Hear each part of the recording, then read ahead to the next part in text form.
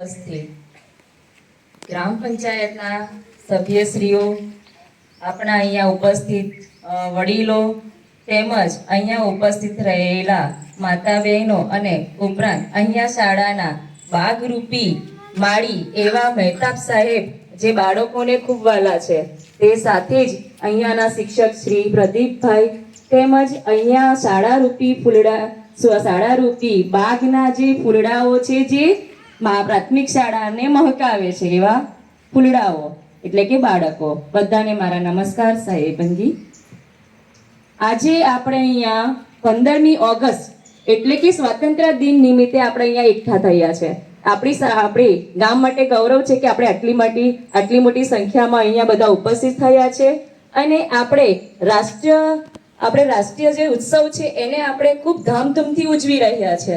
ત્યારે આપણો રાષ્ટ્રધ્વજ ફરકાવ્યો છે. આપણે અહીંયા જે 15મી ઓગસ્ટ છે એને અત્યારે આપણે કેટલા 80 વર્ષ પૂરા થયા છે. આપણે ભારત દેશ આઝાદ થયો અંગ્રેજોના હાથમાંથી, ત્યારે અંગ્રેજોએ આપણા ભારત દેશમાં એટલો બધો જુલ્મ ગુજાર્યો કે આપણા ભારત દેશને માય કંગલા કરી નાખ્યા. આપણે ભારત દેશને પહેલા સોને કી ચીડિયા કહેવામાં આવતું હતું, પણ જે અંગ્રેજો આવ્યા આપણા ભારત દેશને લૂંટી ગયા, રાજા રજવાડાઓ પણ ખાલી થઈ ગયા, સાથે સાથે આપણા ભારત દેશની પરિસ્થિતિ ખૂબ નબળી થઈ ગઈ હતી. એવા સમયે આપણા ભારત દેશના લોકોએ એટલે કે જે સ્વાતંત્ર્ય સેનાનીઓ હતા એમને બધાએ એકઠા થઈને એકજૂટ થઈને ભારતને આઝાદ કરવા માટે પ્રયત્ન કર્યા. એવા આપણે 15મી ઓગસ્ટ આવે ત્યારે આપણે કોને યાદ કરવા પડે? જેને આપણા ભારત દેશને આઝાદ કરવામાં અમૂલ્ય ફાળો આપ્યો હતો.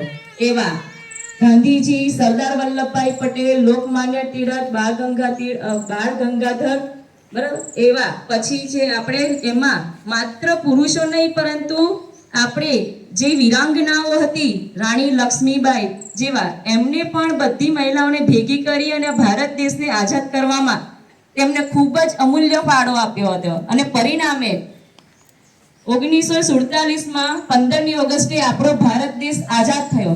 એને આજે 80 વર્ષ પૂરા થયા છે. એ આપણે ખૂબ જ સારી વાત છે. અને આજે આપણો દેશ જે પરિસ્થિતિમાં આઝાદ થયો હતો એ પરિસ્થિતિ યાદ કરવા જઈએ તો આપણને એવું નહોતું લાગતું કે આટલા વર્ષમાં આપણો દેશ આટલી પ્રગતિ કરી શકશે. તો આજે આપણો દેશ પ્રગતિના પંથે છે. આપણો ભારત દેશ એકદમ પછાત દેશોમાં ગણવામાં આવતો હતો, પરંતુ આજે આપણી સરકારના માધ્યમથી આપણો ભારત દેશ વિશ્વમાં ચોથાથી ત્રીજા સ્તરે આપણો ભારત દેશ પહોંચવાની આરે આવ્યો છે. એ બધું આપણા ભારત દેશના લોકોના જે લોકશાહી પ્રથા ચાલે છે એમાંથી આપણે આપણા જો લીડરો ચૂનીએ છીએ એનાથી આપણો ભારત દેશ ખૂબ આગળ વધી રહ્યો છે. ત્યારે આપણે પણ આપણા ગામ સ્તરે પણ આપણે બધા ભેગા થઈને આપણે એક ગામ બનાવીએ, એક પરિવાર બનાવીને આપણે આપણા ગામનો જો ઉદ્ધાર કરીશું તો આપણો ગામનો વિકાસ 100% કોઈ સરસ ગામમાં જે 5 સ્ટાર મળે છે એ ગામમાં આપણો ગામનું નામ આવી શકે છે. એના માટે આપણે શું કરવું પડશે? તો એના માટે આપણે સૌથી પહેલા આપણે બધાએ એકજૂટ થવું પડશે, એકમત થવું પડશે, તો જ આપણો ગામનો ઉદ્ધાર થઈ શકશે. આપણા ગામનો ઉદ્ધાર ક્યારે થાય? એનો પાયો છે આપણું ઘર. આપણા ઘરમાં સુખ શાંતિ હશે, એકતા હશે તો એને જોઈને આપણા બાળકો પણ શીખશે. એટલે આપણા ઘરમાં જ આપણે પહેલા તો સૌથી પહેલા એકતા રાખવી પડશે. એક બધા ભેગા થઈને હળી મળીને ઉત્સવ ઉજવીએ, સાથે હળી મળીને આપણા ઘરનું નેતૃત્વ કોઈ વ્યવસ્થિત માણસને આપીને આપણે આપણા ઘરનું ઉદ્ધાર કરવું, આપણા બાળકોને શીખવાડવાનું છે. આપણે આપણી પેઢી તો કરી લેશું સારી, પણ આપણા બાળક માટે પણ આપણે સારું એવું મૂકતા જવાનું છે. એટલે આપણે બાળકને સારા સંસ્કાર આપીએ. બાળકની પહેલી શાળા એમનું પરિવાર છે. માટે બાળક જે ઘરેથી શીખીને આવશે, સાથે મળીને 5-6 કલાક અહીંયા શાળામાં રહેશે, શાળામાં એક સાથે રહેશે, બાળકો એકબીજાને સારા વિચારો આપશે, સહવર્તન કરશે, ત્યારે બાળકોમાં સારા સંસ્કાર પ્રાપ્ત થશે.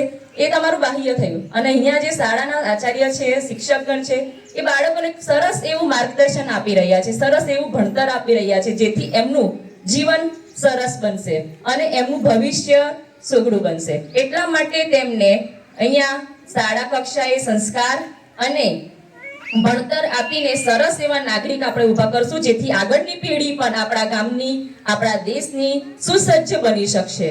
માટે આપણે આપણા ઘર પરિવારથી જ બાળકને સારા એવા સંસ્કાર આપશું, રેગ્યુલર સ્કૂલે મોકલશું અને તેમની સાથે તેમને સારા એવા સંસ્કાર આપીને આપણા ગામનું ભવિષ્ય ઉજળું કરવાનું છે.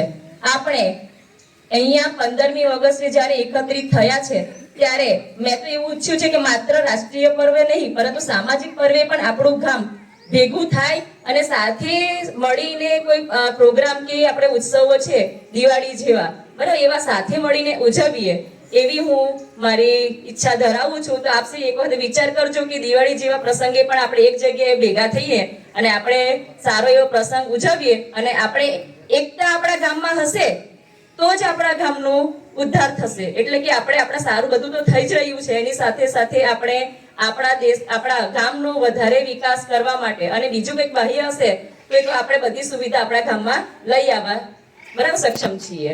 તો આપણે અહીંયા એકત્રિત થયા છે ત્યારે આપણે ગામને સુસજ્જ બનાવવા માટે, ગામનો વિકાસ કરવા માટે બરાબર આપણે અહીંયા ભેગા થવાનું છે અને આપણે